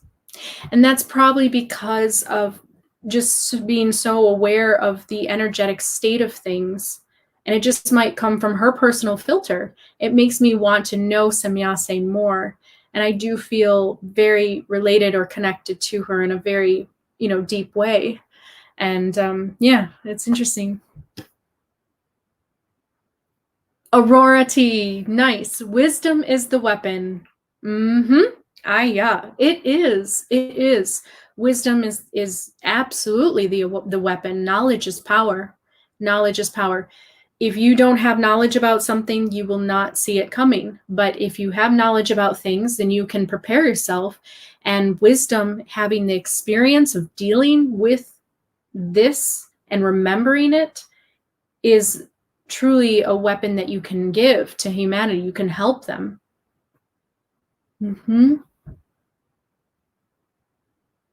Edward, stronger than you think. If you could measure someone's strength of soul, folks on this channel have it in abundance. Edward, thank you. Hanan Lei, as the elves say. That's wonderful. Yeah, it's funny. It's really funny to me because some people think I think when they see my channel and if they see only a few videos, they only get that one side of me and they think, oh, love and light, fluffy bunny. But there's this other side of me too. And this is something that I have been aware that Pleiadians actually have been out in the public as shown as fluffy bunnies. And, some people, when they channel them, they can be really giggly and full of love and light. And that's great. That's only one side of them, though. So if you think that that's only what the Pleiadian starseed contains, that's not the whole truth. And there's a real war-weary spirit within the Pleiadian starseed. And part of the soul weariness that the elves have within Tolkien's stories, something the Pleiadian starseed will feel too. And I really do really mean that. And part of that is because we're transitioning into the light body phase after this. If we can get it together and learn our lessons and karmically release from all of the trouble and the battles that we have been through, then we can move into the next phase of our existence, which is the light body. And many of the other Pleiadians have been, and they're light body beings actually on Earth right now. So a lot of our ancestors, they're already there and they're just kind of waiting for us. And that's maybe why many of us came to Earth to learn. Earth is the best place to learn our karmic lessons that we need before we move on. And this is a great place of training and learning. And as she said, the Pleiadians are not perfect beings either. They're also trying to get to that state of perfection. And the state of perfection to Semjase, if you listen to my video of the 7 rebirths and stages, she goes through it. But the state of perfection is the state of really rest. It's called the twilight sleep.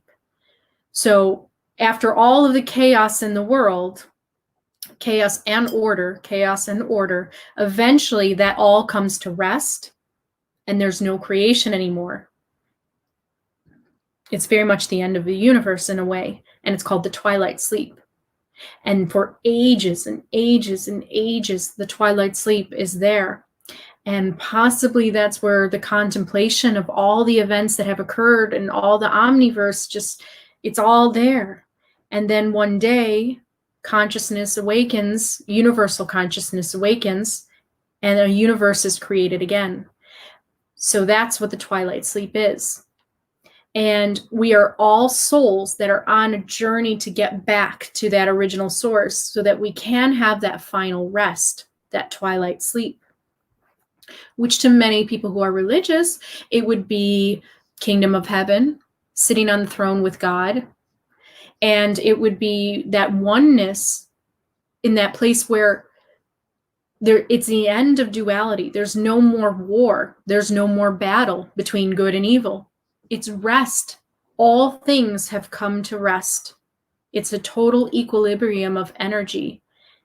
And I don't know about you, but I cannot wait to get to that place. But I'm also very, very excited for the light body existence. Like, I want to come back to Earth as like a floating light. I do not even want to be seen. That's my next incarnation.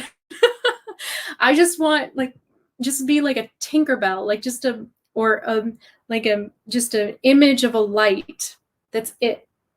And I just want to help and assist and do magic, and that's it. But you will experience that in other realms, or you can do it here on Earth too. That's the light body experience. How about that? That's what you have to look forward to, Pleiadian Starseeds. So, Aurora, this gives me so much clarity on past experiences with peers. Yeah, the Pleiadian starseed will meet who they're supposed to meet in their life to help them with this incarnation and this growth. So there may be many reptilian souls that you may meet. And it could be also in relationships and love relationships too, just so you know. Part of that dynamic is about releasing and letting go of all the other past incarnations of war and battling, is to come to love and friendship. So yeah, it's a very strange journey for a Pleiadian starseed for sure, especially with the different types of dynamics of souls that you meet. My fighting spirit is to balance love and confrontation.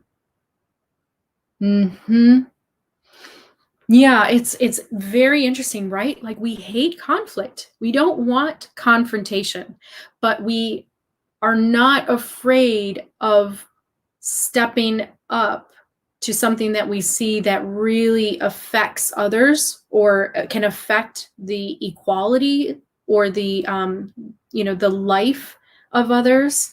And I think that is the light warrior. And it's that dynamic of, like, you don't want to go to war, but you will if you have to. Roxanne, today's billionaires are showing us the true face of evil and dominance. Think of the good that could be done if each one shared only half of his wealth with the poor. Yep, the greed, spiritual darkness, spiritual darkness.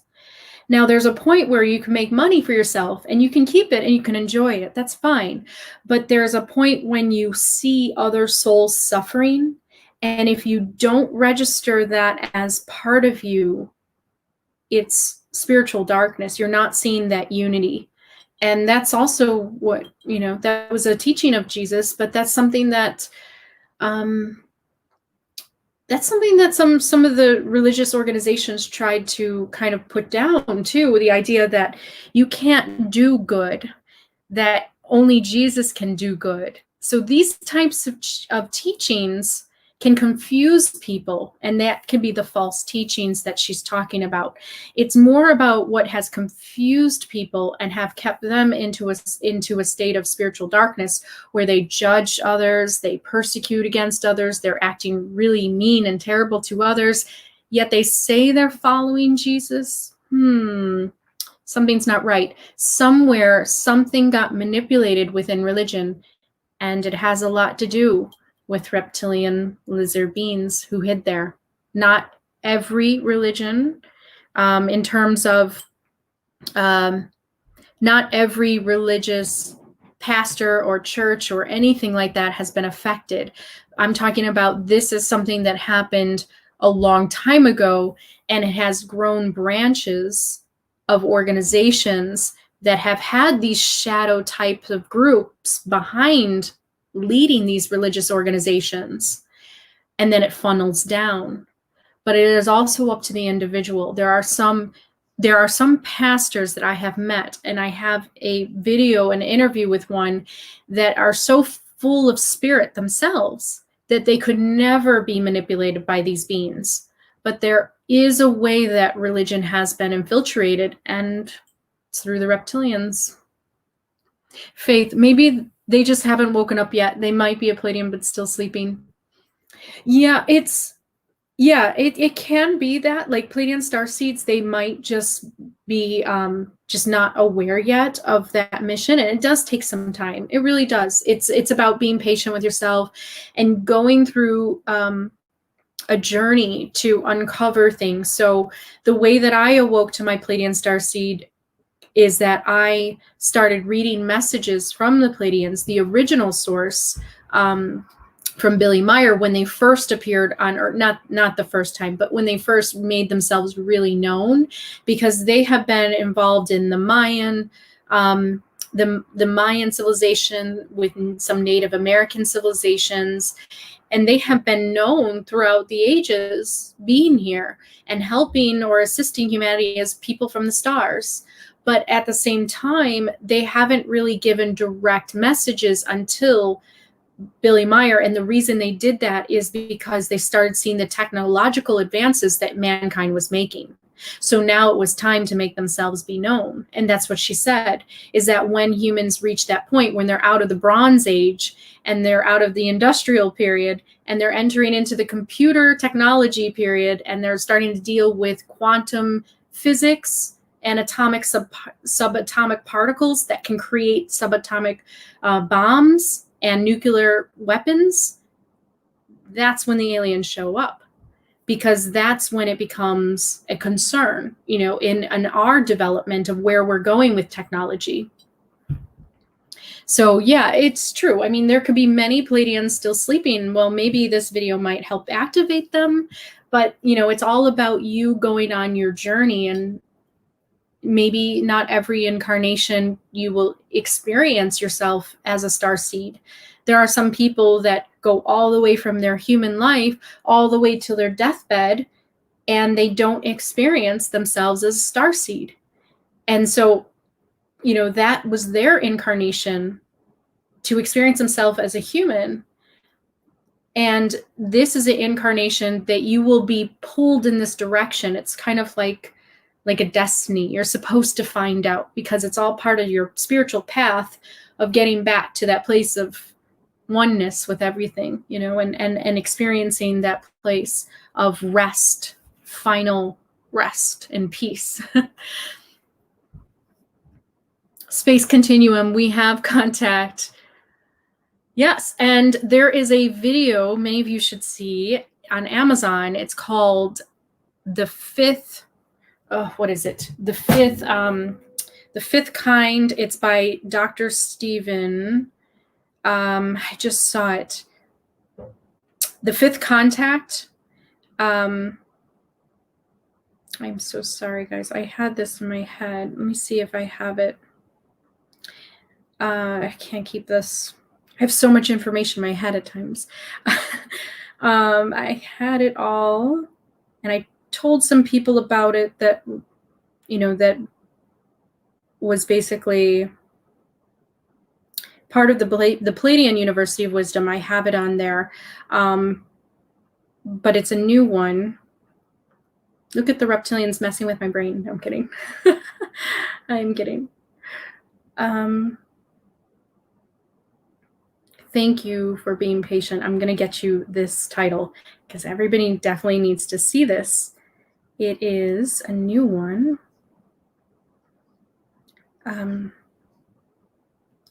So it's on Amazon Prime, and it's called Close Encounters of the Fifth Kind.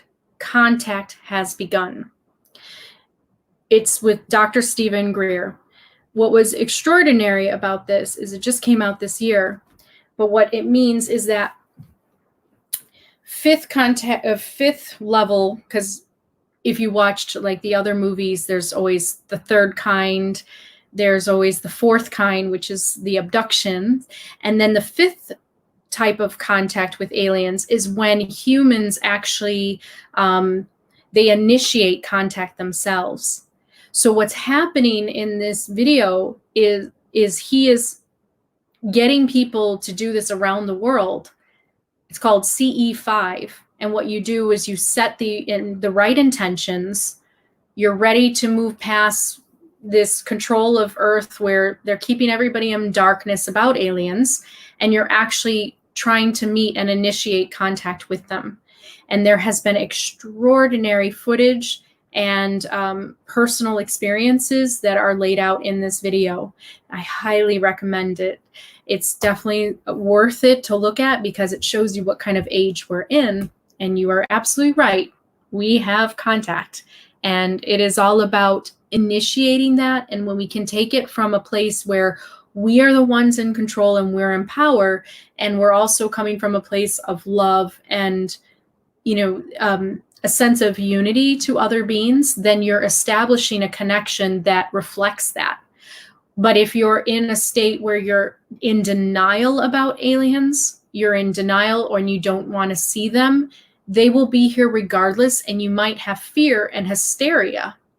And that's what Semjase was talking about, is that there are some humans, and you know them and you have seen them too, and a lot of it has to do with religious upbringing as well, that they are in a panic and a hysteria about aliens. Like if they actually came, it would cause the world to go in total panic. Not everybody, but it's about being prepared. And so, yes, we're in a new age, and people do need to, choose a side. Are you going to be unprepared when they come? Or are you going to be prepared and a participant in a co-creation and a story of humans becoming a galactic being, that is going to meet their neighbors in the surrounding universe? That's just the age we're in. Roxanne, surrounding the Earth with satellites, Elon Musk, and threatening us with untested and corrupted drugs, Gates, are the hallmarks of dominance for profit and singular gains. We must resist such force. Yeah, Elon Musk is an interesting character. I've watched him. There are some things that's really great. It comes from a good intention. I think that he makes some of his mistakes from being in his place of spiritual unawareness. I just don't think that he's made it a real priority to think in this kind of way of how he can affect other beings spiritually or consciously. But I'm not sure if he wants to take over Mars, but I know that he is interested in having Earth become, like the first settlement basically on Mars. So I'm not sure if that comes from a place of wanting to dominate and control, or if it's just a place of exploration within him. He strikes me as more of an adventurous, exploring soul, and he doesn't really know what he's getting into in terms of spiritually and consciously. Like I've seen him in other interviews with Joe Rogan, and there's a part of him that's very aware, but there's another part of him that's not. And so although I don't think that it comes from an intentional place, but I do think that Gates, he has made statements that have said that vaccines would help with depopulation. I mean, he has slipped in many ways and have talked about how, like, he's somebody, I think that he thinks he has a world peace view, and I don't think that everybody would like it if they really knew the truth of his thoughts. And I think it comes from a place of he's highly intelligent, and he doesn't really think like others. And so he kind of separates himself a little bit from humanity. And it's not an evil intention. It's his view of what a better world would look like. And the truth of what a better world would look like is by having the perspective of everybody and not just your own perspective. And that's the difficult thing. That's the objective view. And that's a place where the Pleiadians can look at humans at. And yeah, that is a concern. I agree, Roxanne. I mean, these are definitely individuals that we need to kind of watch what they're doing in the future too, because they have a lot of power, and they're always developing new technology.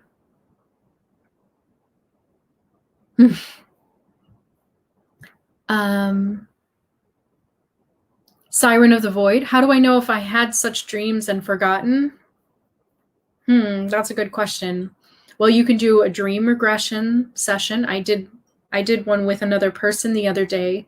And it's just taking yourself deep into your subconscious and experiencing yourself as other things in other incarnations, by saying kind of what pops into your head right away. But you have to get into a place of total relaxation. And so if you could put yourself into a state of meditation, it can help with another person doing it for you.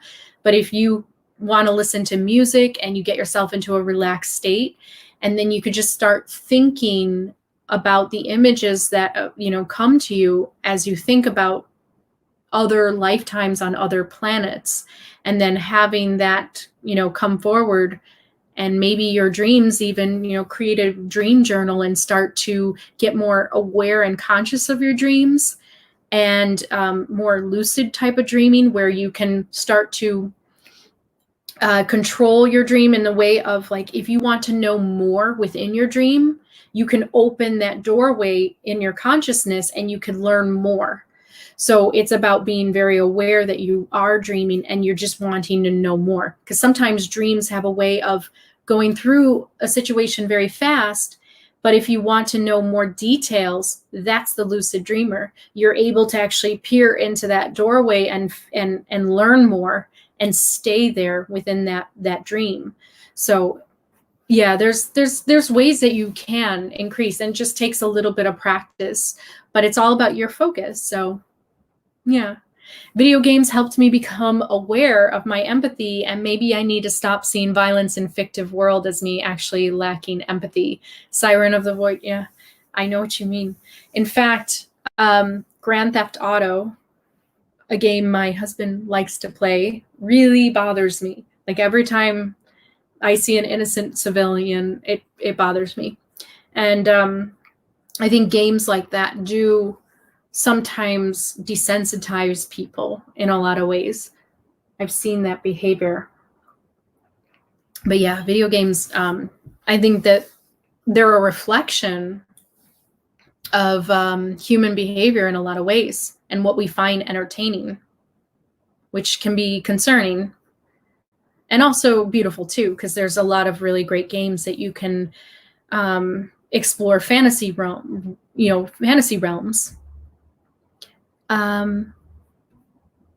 Let's see, more comments about everything I was talking about. Oh, Rita Young. I've had multiple dreams of past lives. It definitely has helped embrace and bring in humility into this life. I feel your vibe and it's beautiful. Oh, namaste, Rita. I've come to terms with my own veganism and not conform to others' choices in my own peace and power. Good. Good, Siren of the Void. That's great. Yeah, it's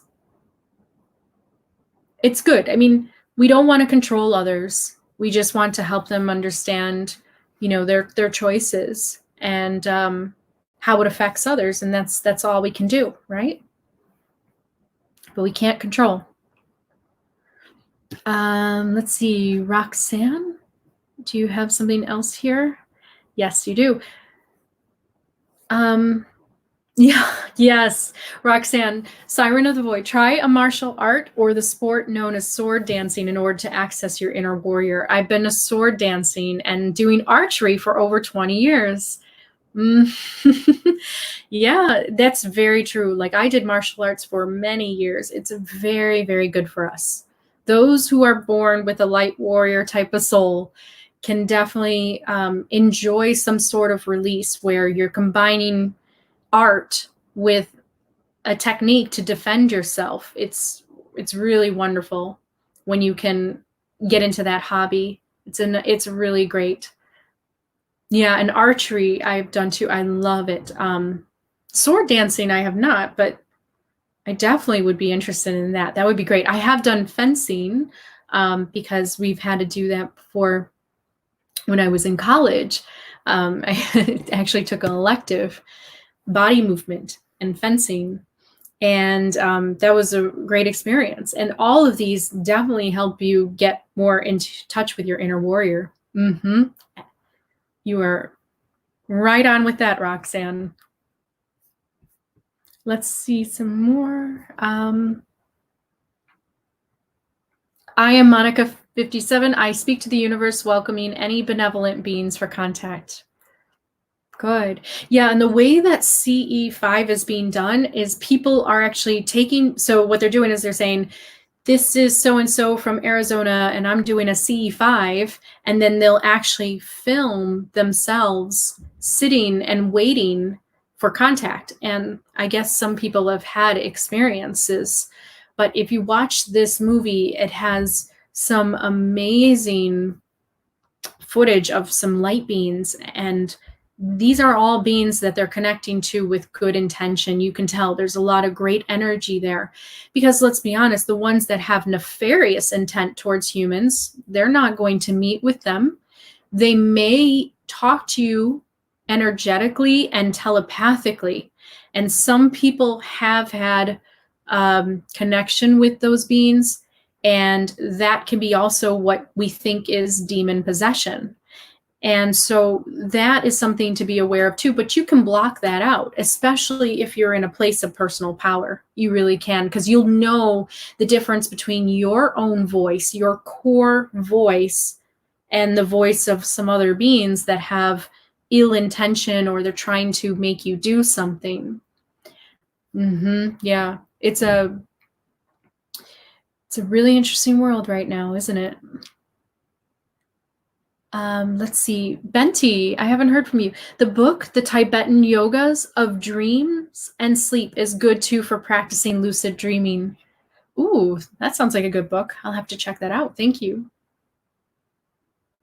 Siren of the Void, do you play pacifist types of games? No, I play like role-playing games. I'm always an elf archer. I'm always a ranger. I love the bows. So I play Black Desert, Lord of the Rings Online, World of Warcraft. What other one did I play? Aeon. And I love these online games because you have this amazing weapon with you, and I'm always fighting monsters. And I actually really love those games. It's really fun. So no, I don't play pacifist types of games, but I do like some of those games where they're like puzzles, and it's more of like just you're thinking and you're going through trying to solve puzzles. I like those types of games as well, but I really enjoy being an elven warrior and fighting against others. Karen, is there a way that I can know what planet that was destroyed, where I was from, where I think I died? Well, there were two that were named Malona and Tika, and you may have to do some other research to see what other planets. You could just look it up, like Pleiadians, planet destroyed by reptilians. I'm sure some other people have channeled that, or maybe have, intuitively felt that within them. There should be some information, and the more that I uncover, I will share with you. So, Siren of the Void. I recently started playing a wood elf in Skyrim, but felt guilty killing animals. My husband has Skyrim, and he's like, "You would love it," and I played it. The graphics is so dark for me. Like, I like something that's just a little bit more brighter. So Black Desert is really good for that, and Lord of the Rings Online is nice. I just like the graphics to be a little bit brighter. But yeah, Skyrim is a nice game too. I do like that, and of course I was an elf there too as well, a high elf.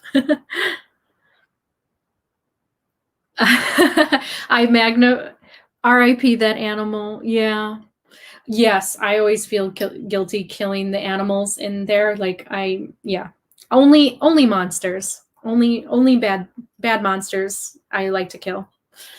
Yep, I enjoy that. So I hope that this gave you more clarity today about your light warrior soul.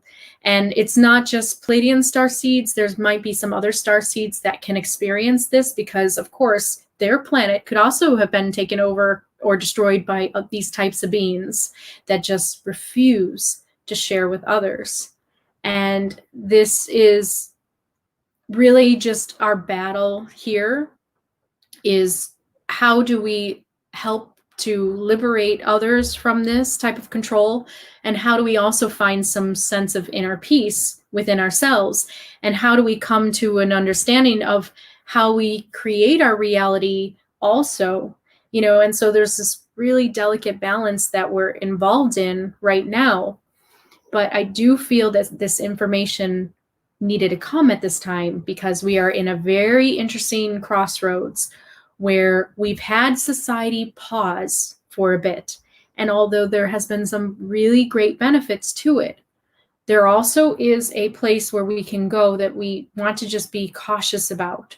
We don't want the government to control us more and to make us feel like we have to be fearful of everything and use that as an excuse to control humanity.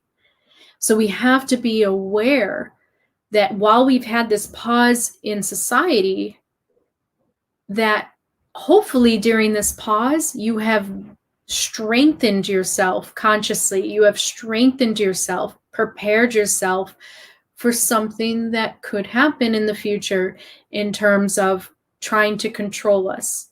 And so I just wish everybody the highest love and wisdom, and to enjoy this weekend. Don't have any fear.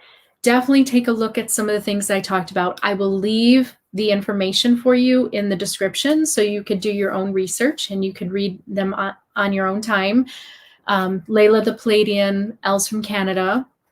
Also, a book that I just bought was The Beings of Light. And this is about Dorothy Izat. And she had a very similar message, saying that humans had to watch what they were doing because they were pouring into the other dimensions. The more that they expand and the more greedier they get, they're actually encroaching on the environments of other beings that are living here with us that we cannot see. This is a great book as well. So everyone, thank you so much for joining today, and I will see you on the next video, and we'll see what comes next. Bye.